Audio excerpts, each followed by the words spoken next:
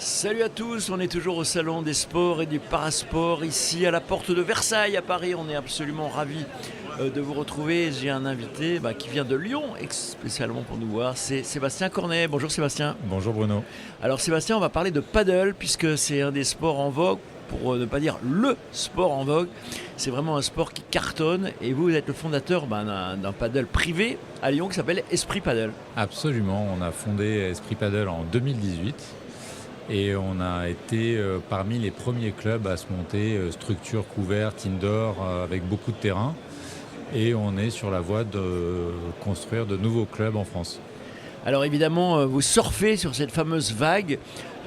Alors il faut essayer de comprendre quand même, parce que le paddle est un sport qui vient, on l'a souvent dit, d'Amérique du Sud, du Mexique. Mexique, oui. Il s'est implanté également en Espagne, où c'est devenu quasiment le sport numéro un pour beaucoup de villes et d'endroits. En France, vous l'avez dit, la mode, elle existe. Depuis 2018, vous avez vu un développement, j'imagine, incroyable. Vous êtes parti avec un seul club, c'est ça au départ ? Oui, hein, on peut dire qu'il y a eu une vague du paddle, on va dire, au moment des années 2015, où il y a plusieurs clubs privés qui se sont montés, dont le Toulouse Paddle Club, qui est un peu une référence en France, et le plus gros club actuellement, je crois. Puis il y avait aussi à Sophia Antipolis le club de Robin Aziza, qui est actuellement sélectionneur de l'équipe de France de paddle féminine, où il y avait 4 terrains de paddle, et c'est là que notre famille a découvert le paddle.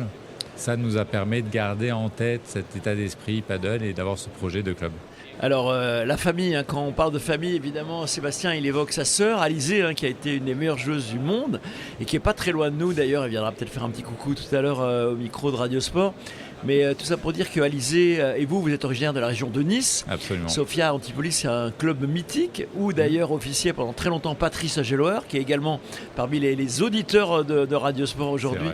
Et Patrice Ageloer, ça nous ramène aussi à Patrick Moratoglou, qui est aujourd'hui on va dire le manager, pour ne pas dire l'animateur de ce club de Sophia Antipolis, qui est un club mythique là-bas vers Valbonne, tout près de la ville de Nice, dont vous êtes originaire avec Alizée. Et oui, Alizée s'entraîne là-bas depuis toujours. Et c'est d'ailleurs un peu, je reprends cette origine de notre envie de monter un club de paddle. C'est Alizée s'entraînait sur les cours de tennis, il y avait ces terrains de paddle qui étaient installés. On venait régulièrement avec mes parents la voir jouer, et on pouvait constater la différence d'état d'esprit entre les joueurs de paddle et les joueurs de tennis. On connaît la difficulté du sport indiv qu'est le tennis mentalement, de résister à la pression qu'on se met tout seul. Et Dieu sait qu'Alizée, qui a été pendant très longtemps quelqu'un qui bouillonnait sur le court, c'est ça qui faisait son charme d'ailleurs. Mais j'imagine que tu joues au tennis un petit peu, ou que tu as joué. J'ai joué la semaine dernière, j'ai gagné un double absolument épique, je vous donne cette information, et je peux vous dire que tout était dans la tête, le mental, les mentales. Et je pense que toute personne qui joue au tennis sait qu'on est capable de se faire monter la pression de manière incroyable. Et justement, la transition, le contraste entre les terrains de paddle où les gens rigolaient, se marraient, vraiment ambiance conviviale, et on répète toujours ces mêmes notions pour le paddle de convivialité, accessibilité, et à côté, le tennis où les gens étaient en train de pester. Et la légende dit que ma mère a dit « Ah, quand même, ça a l'air vraiment sympa le paddle, peut-être un club, ça pourrait se faire ». Et puis, c'est resté dans un coin de notre tête jusqu'au moment de ma carrière scientifique, parce que moi j'ai une thèse en biologie à la base. J'ai décidé de switcher complètement sur le sport, d'abord en accompagnant Alizée sur le circuit, et ensuite en créant un club de paddle.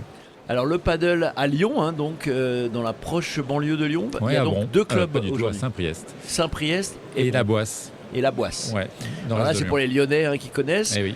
Mais c'est vrai que les périphéries, c'est vrai que c'est assez intéressant pour le paddle d'être installé en périphérie, parce qu'il y a quand même un problème de foncier évidemment un petit peu partout. Ça fait partie des sujets.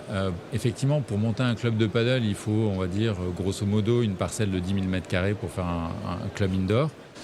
En ville, c'est bien sûr bien plus compliqué de trouver du foncier accessible pour pouvoir monter un club de paddle. Et il y a aussi la problématique du bruit que génèrent les terrains de paddle. Tu n'es pas sans savoir qu'à Nice, par exemple, mais à Marseille également, il y a plusieurs municipalités qui sont confrontées à ce problème de personnes, d'habitants, qui râlent du bruit généré par les terrains de paddle outdoor.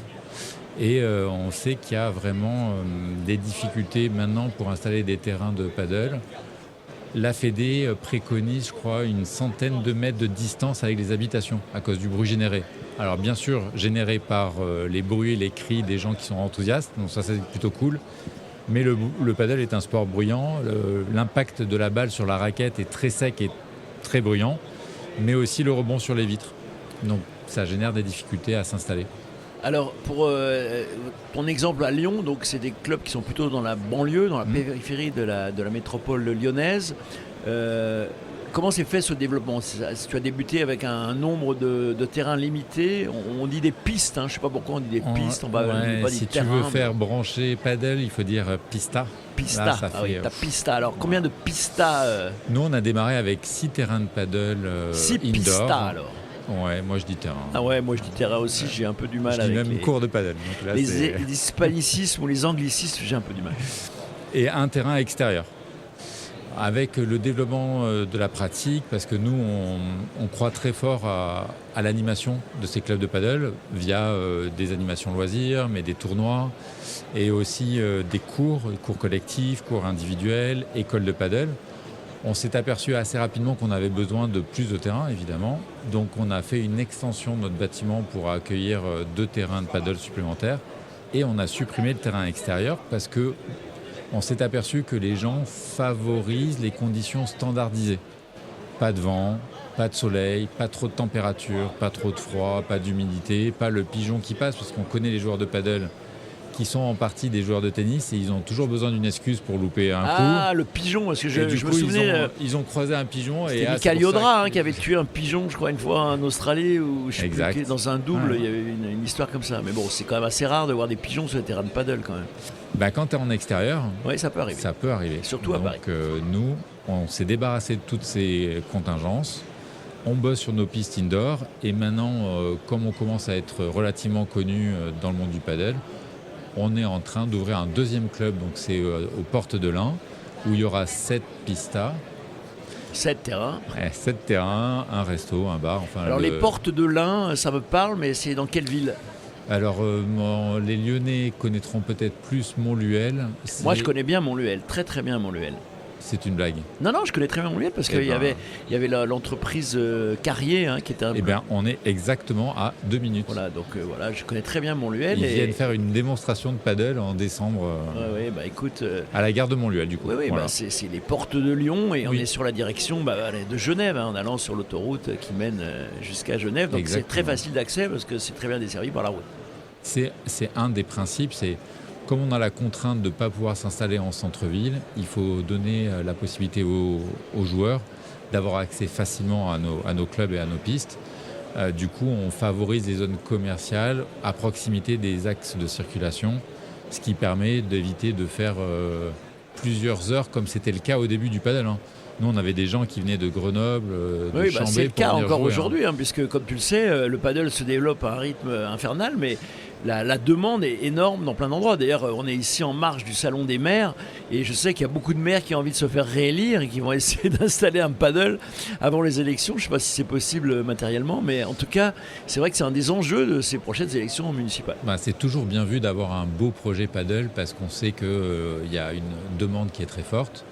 Maintenant, je pense qu'il faut faire attention à la qualité d'installation, à la façon de préparer, l'animation, on en parlait tout à l'heure, parce que mettre 2 terrains de paddle au milieu de la pampa, est-ce que ça va fonctionner ?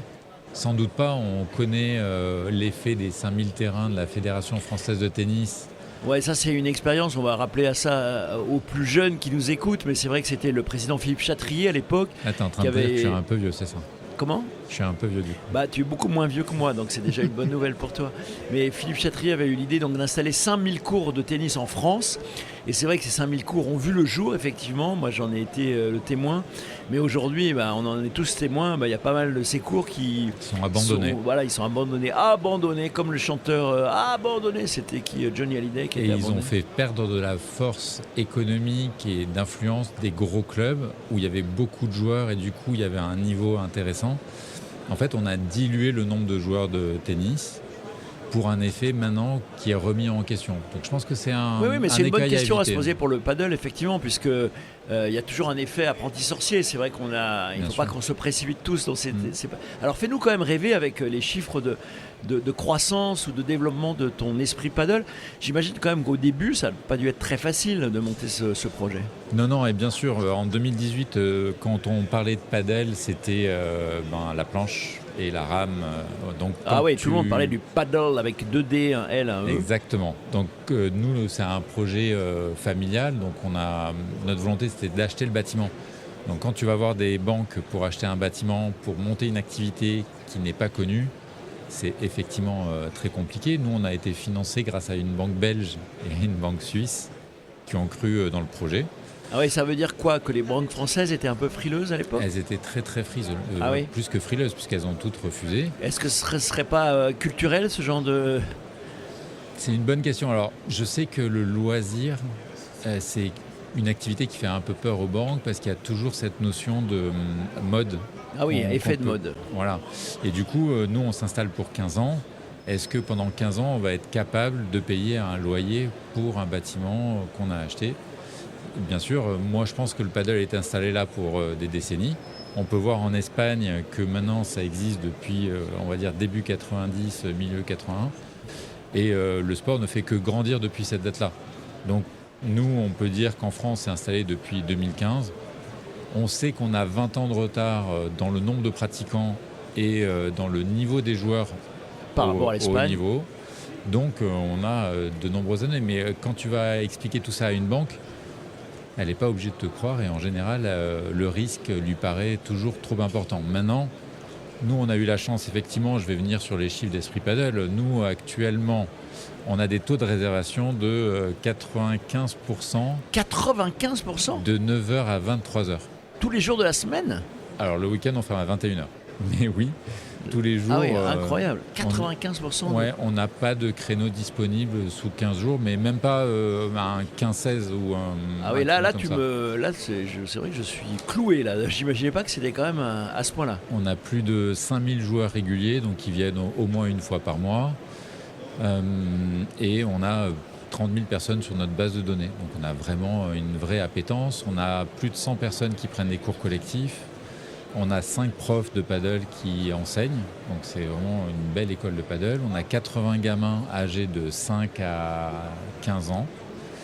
Et la demande, elle est toujours plus grande, donc ça grandit. Alors après, je peux te donner un exemple, puisque toi tu es installé dans la région Auvergne-Rhône-Alpes.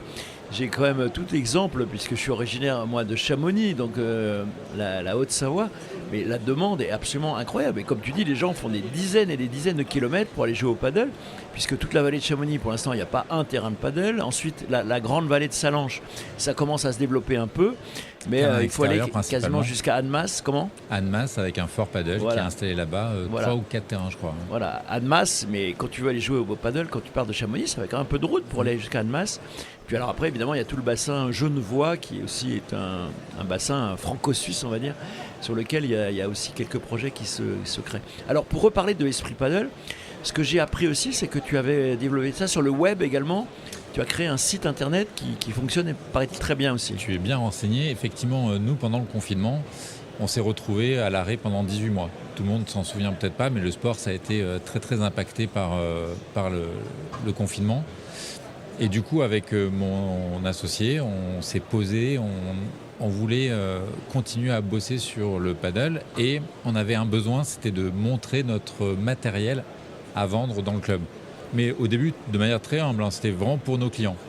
On a développé un site et effectivement, ça s'est beaucoup développé puisque en première année pleine, on a fait 200 000 euros de chiffre d'affaires. En année 2, on était à 1 million. En année 3, on était à 3,4 millions. L'année dernière, on a fait 8,9 millions. Et cette année, on va faire quelque chose comme entre 12 et 14 millions d'euros de chiffre d'affaires. C'est prodigieux. On a commencé à bosser dans une salle de 45 mètres carrés.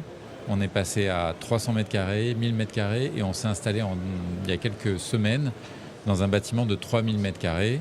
Et maintenant, dédié au shop, donc Esprit Paddle Shop, on a 15 employés et un bâtiment de 3000 mètres carrés. Écoute, bravo à vous pour cette réussite. Alors, tu parlais de la réussite du paddle. Comment tu l'expliques, toi, cette réussite? Tu parlais un peu de cette convivialité, de cette ambiance. C'est vrai que c'est différent du tennis Après, c'est aussi plus facile d'accès, apparemment, quand même. Quand tu t'attaques à cette discipline, c'est quand même assez facile de s'amuser.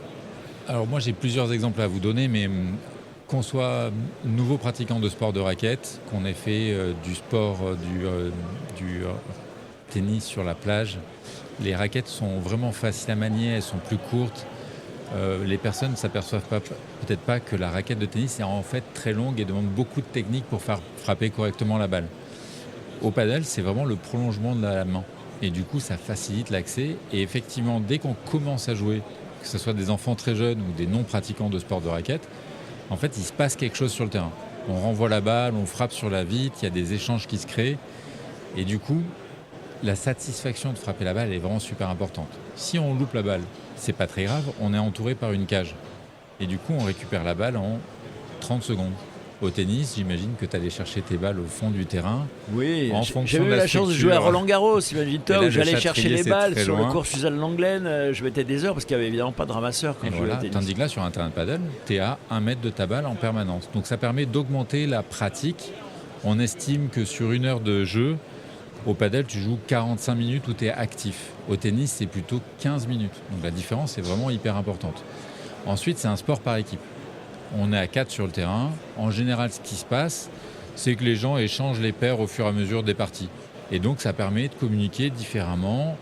C'est un sport qui est très accessible à la mixité, ce qui est assez sympa. On peut jouer avec sa femme, ses enfants.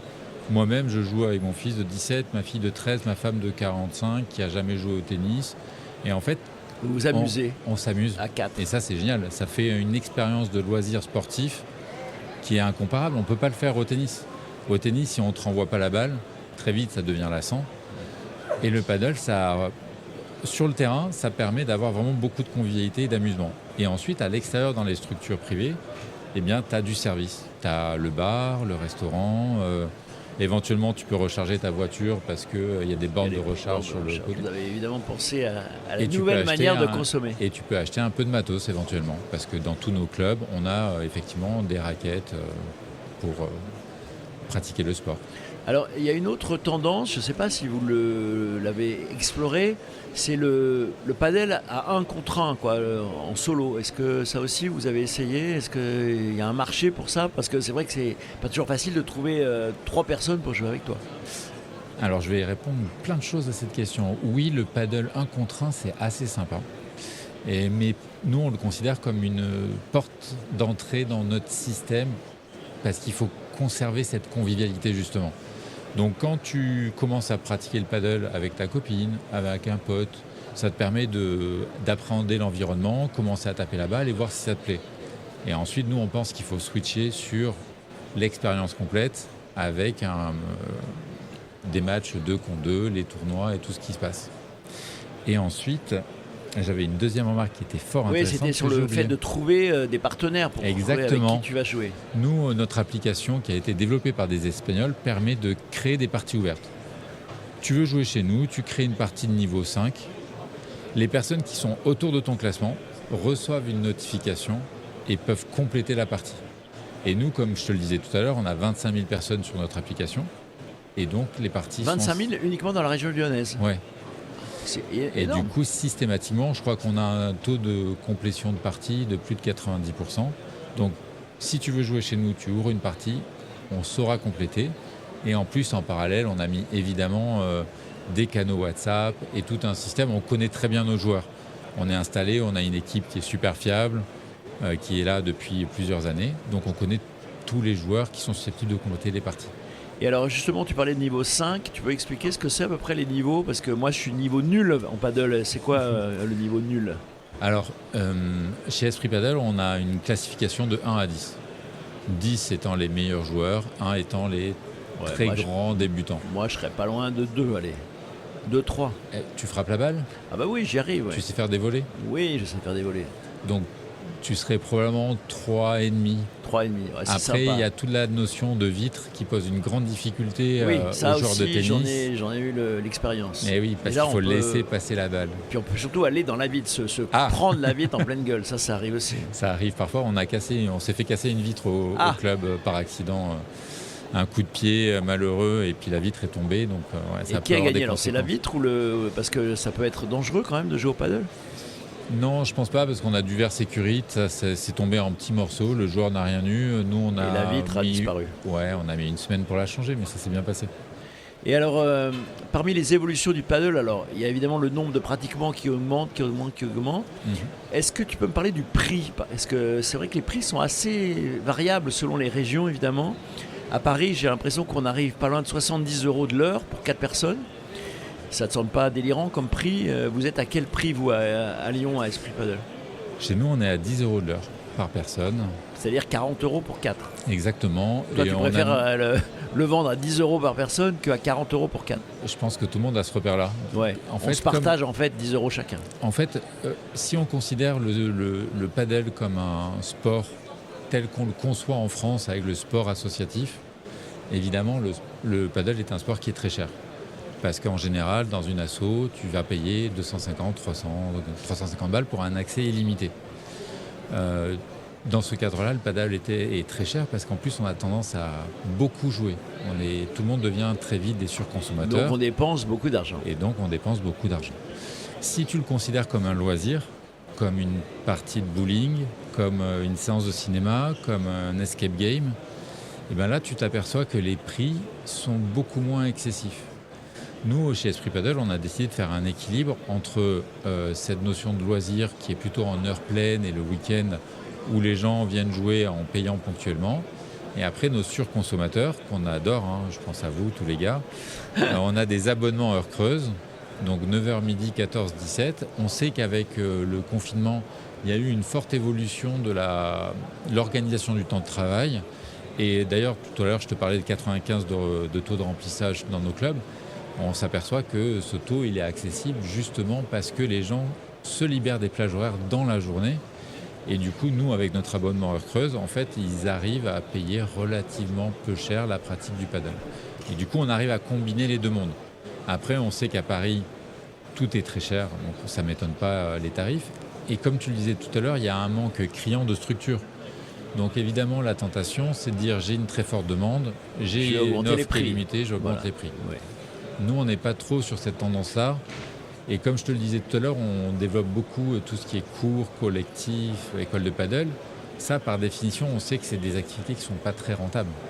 Parce que si tu as un coach à payer, un terrain qui est occupé, et des gens qui reviennent ponctuellement et qui consomment moins. Donc si on était intéressé que par la rentabilité, et c'est ce que j'essaie d'expliquer aux élus de la Fédération française de tennis sur la région lyonnaise, nous on est vraiment des acteurs engagés pour créer de la pratique, de la progression, former nos coachs et pas juste être des véhicules de rentabilité, même si un projet privé est très cher parce que le bâtiment, sur la région lyonnaise aussi, c'est pas donné. Mais on essaie de trouver un équilibre. Alors justement, tu as évoqué la Fédération française de tennis. Et oui. C'est vrai que c'est un phénomène qui est quand même intéressant puisque la Fédération française de tennis a pris sous son aile le padel, ce qui n'était pas forcément obligatoire à la base. Et je pense qu'elle doit en être très très contente parce que ça génère des licenciés pour la Fédération française de tennis. Quelles sont les relations entre un club privé comme Esprit Paddle et la Fédération française de tennis? Il faut savoir qu'historiquement, il y avait une Fédération française de paddle qui a fait faillite. Et c'est pour ça que le ministère a réattribué le sport à la Fédération française de tennis. Moi, la relation avec la fédération, elle est plutôt bonne parce qu'on les connaît maintenant grâce à Alizé depuis de très nombreuses années. Oui, on rappelle Alizé Cornet, la sœur de Sébastien, qui a quand même défendu pendant très très longtemps les couleurs de la France et de l'équipe de France. Et oui, et du coup, elle passe son premier tour à Roland en 2005. Donc je les connais depuis cette époque-là. Ensuite, moi, je suis un acteur qui est très franc du collier. Quand je ne suis pas content, j'ai tendance à le dire. Et la Fédé, il y a une dimension politique qui est certaine. Il faut faire attention à ce qu'on raconte. Par contre, je pense qu'ils sont vraiment au courant de mon engagement et de mon envie de développer. Donc je suis un interlocuteur ambivalent, c'est qu'ils peuvent me consulter, je leur dirai la vérité de manière très franche, et en même temps ils savent que je veux me développer et que j'ai des exigences d'un point de vue tarification dont on parlait, tout ça. Donc je suis un bon interlocuteur privé pour eux, je pense. Merci beaucoup Sébastien. Apparemment le temps qui nous était accordé arrive à son terme, mais c'est passionnant. C'est passionnant et bravo à Esprit Paddle. Je vous souhaite vraiment un gros merde pour la suite de vos aventures et développement. Je crois même du côté de Mâcon, hein, c'est ça ? Absolument. Il y a un club qui arrive à Mâcon. Je peux même annoncer en avant-première qu'on a un projet qui arrive à Rouen également. Ah, alors là, ça devient plus loin de Lyon. Hein. Autant Mâcon, c'est la lointaine banlieue de lyonnaise. Mais alors là, Rouen, là, on est loin. Et on a aussi un projet à Nancy. Bravo pour tout ça et bravo pour le paddle qui réussit, qui cartonne un peu partout. Restez fidèles évidemment à Radio Sport, on reste présent pendant tout ce festival de salon des sports et du sport à sport ici à la porte de Versailles à Paris. Merci Sébastien. Merci Bruno.